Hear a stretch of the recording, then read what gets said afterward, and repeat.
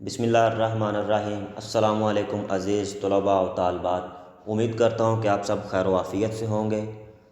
تو جیسا کہ آپ کو معلوم ہے کہ ہمارا جو موضوع چل رہا تھا اقبال کی نظم پیغام کے حوالے سے، جس میں ہم نے اقبال کی نظم کے 4 شعر پڑھے تھے، آج اسی سلسلے کو ہم آگے بڑھاتے ہیں اور اپنی باقی کی جو نظم رہ چکی ہے اس کو پایۂ تکمیل تک پہنچاتے ہیں۔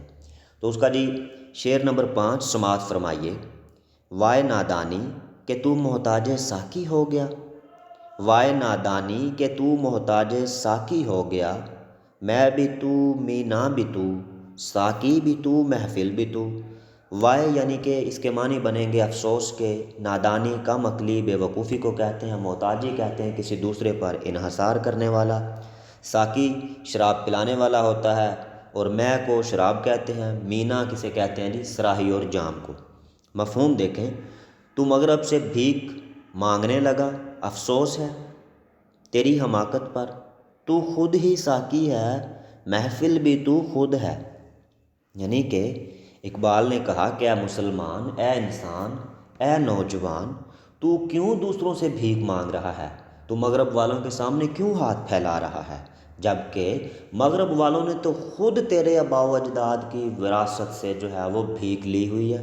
وہ بھیک کیسی تھی کہ ہمارے آباء و اجداد علم و سائنس میں یکتا تھے، اور اقبال نے کہا کہ مغرب والوں نے ہمارے کتب خانے لوٹ کر ترقی کی ہے، لیکن مسلمان جو ہیں ان کی کم عقلی ہے کہ گزشتہ 4 صدیوں سے ہماری سائنس جو ہے وہ زوال پذیر ہے۔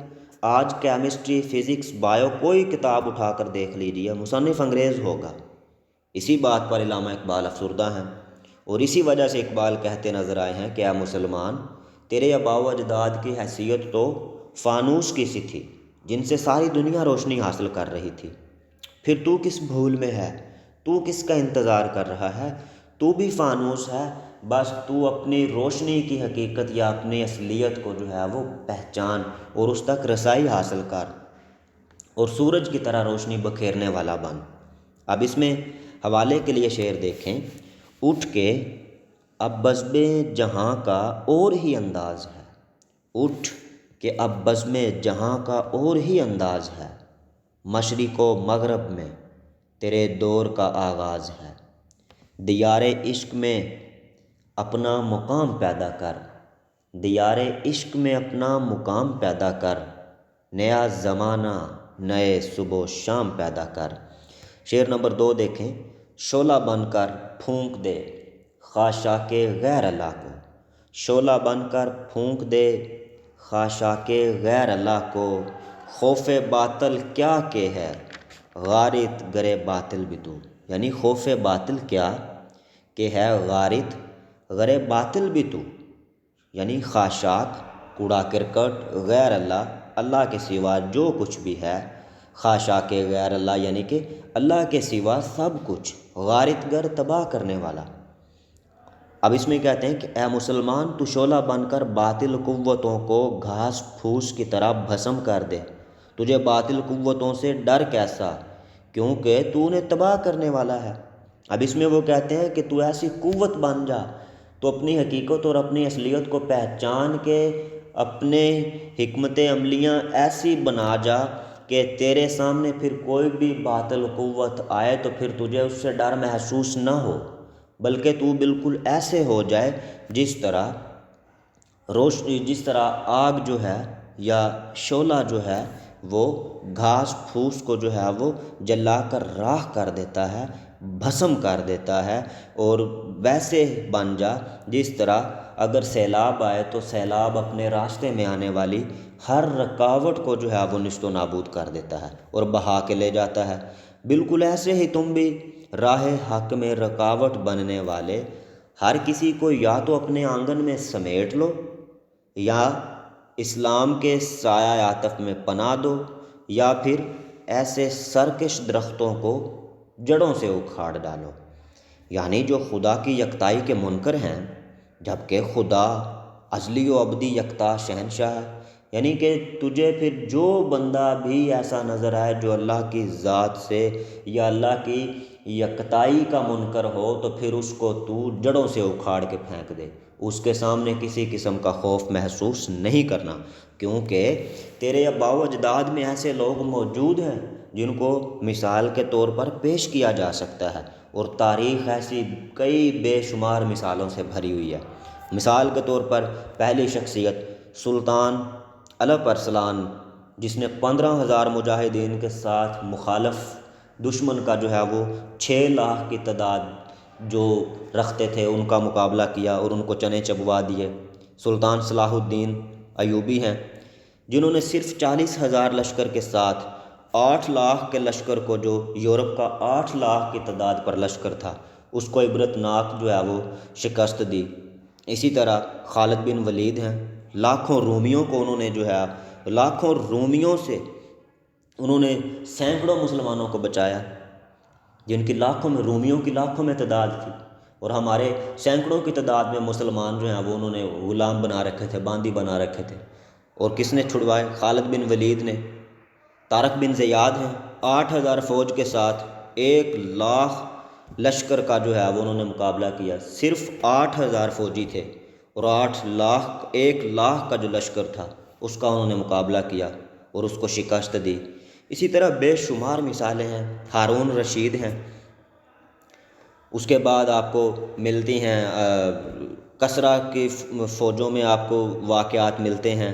اسی طرح آپ کو بے شمار جو ہے وہ اسلام کے حوالے سے، دین کے حوالے سے تاریخی واقعات ملتے ہیں، تاریخی جنگیں ملتے ہیں، جن میں ہمارے مسلمانوں نے بالکل تھوڑی سی تعداد میں ہونے کے باوجود ان کی لاکھوں اور ہزاروں کی تعداد پر مشتمل جو ہے وہ قافلوں کا مقابلہ کیا اور ان کو جو ہے وہ خاک میں ملا دیا۔ اور وہ انہوں نے کیسے ملا دیا؟ کیونکہ وہ اپنے مقصد سے، اپنے دین سے اور اپنی حقیقت سے جو ہے وہ آشنا تھے، واقف تھے، اور اسی لیے اقبال نے اپنے نوجوان کو بھی آشنا کرایا۔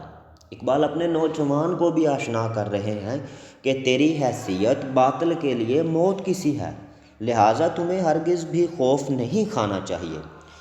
آپ شعر آخری دیکھیں، بے خبر تو جوہر آئینہ ایام ہے، بے خبر تو جوہر آئینہ ایام ہے، تو زمانے میں خدا کا آخری پیغام ہے۔ یعنی کہ بے خبر، اے غافل انسان، جوہر یعنی کہ نچوڑ ہے، ما حاصل ہے، آئینہ ایام یعنی کہ تو وقت کا آئینہ ہے۔ اے بندے، اے بے خبر مسلمان، تجھے اللہ تعالیٰ نے وقت کے آئینے کا جوہر بنایا ہے اور تو زمانے میں خدا کا آخری پیغام ہے۔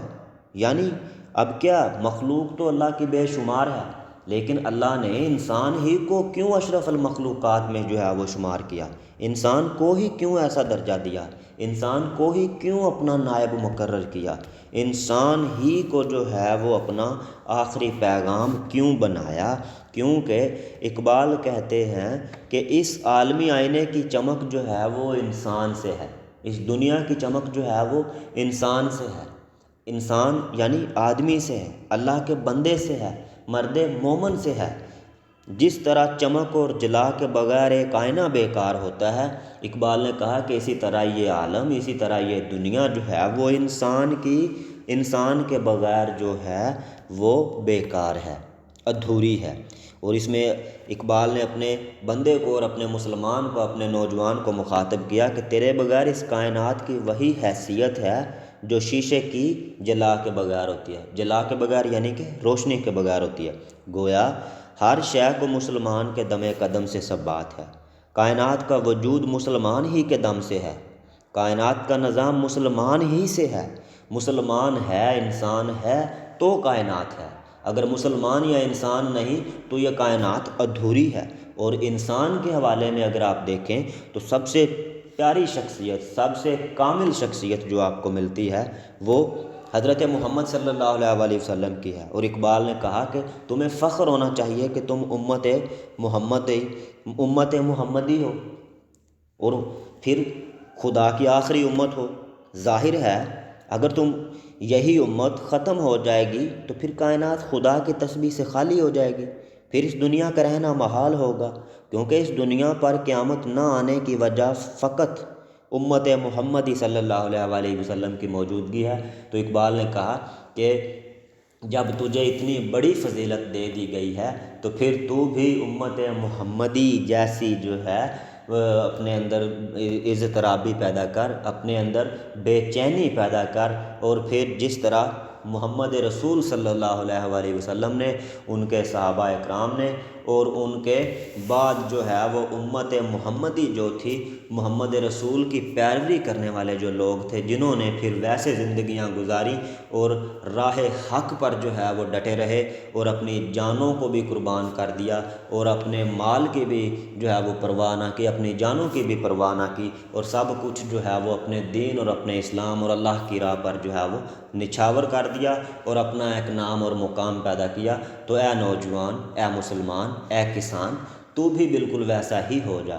اگر تو نے اپنی زندگی کا کچھ عرصہ جو ہے وہ محرومی میں گزار دیا ہے، غفلت میں گزار دیا ہے، تو اپنی باقی کی جو زندگی ہے اس کو مزید کسی قسم کی محرومی یا غفلت میں نہ گزار، بلکہ اپنی حقیقت اور اپنی اصلیت کو پہچان۔ تو جی یہ ہماری اقبال کی نظم پیغام جو ہے وہ آج مکمل ہو چکی ہے۔ اس کو آپ نے یاد کر لینا ہے۔ یاد رکھیے گا کہ حصہ نظم میں سے جو ہے وہ آپ کے پاس 15 نمبر ہوتے ہیں، اور معروضی میں بھی ایک آدھ نمبر پوچھ لیا جاتا ہے۔ 15 سے 16 نمبر آپ کے اس حصے میں موجود ہیں۔ 5 نمبر کا آپ کو نظم کا خلاصہ پیپر میں آتا ہے، اور 10 نمبر کی جو ہے وہ اس کی پہلا سوال آپ کے پیپر میں جو آپ کو نظر آئے گا، وہ حصہ نظم میں سے 2 شعر دیے جاتے ہیں جن کی آپ نے تشریح لکھنی ہے۔ تو یہ نظم میں پہلے بھی بتا چکا ہوں کہ اہم نظموں میں شمار ہوتی ہے، اور ویسے بھی یہ علامہ اقبال صاحب کی نظم ہے، تو یہ پیپر کے حوالے سے بہت اہم ہے اور خاصی مقبولیت رکھتی ہے۔ اس میں سے پیپر میں جو ہے وہ شعر لازمی آ جاتا ہے، اور اگر شعر نہ آئے تو خلاصہ آ جاتا ہے، اگر خلاصہ نہ آئے تو شعر لازمی آ جاتا ہے، یعنی کہ اس نظم میں سے آپ کے 5-10 نمبر کا جو پیپر ہے وہ لازمی طور پر جو ہے وہ آ سکتا ہے۔ تو اس کو آپ نے مد نظر رکھتے ہوئے اس کی تیاری کرنی ہے، اس کو یاد کرنا ہے۔ سلامت رہیے، آباد رہیے، خوش رہیے۔ میری طرف سے میرے تمام عزیز طلباء و طالبات کو نیک تمناؤں اور نیک دعاؤں کے ساتھ والسلام۔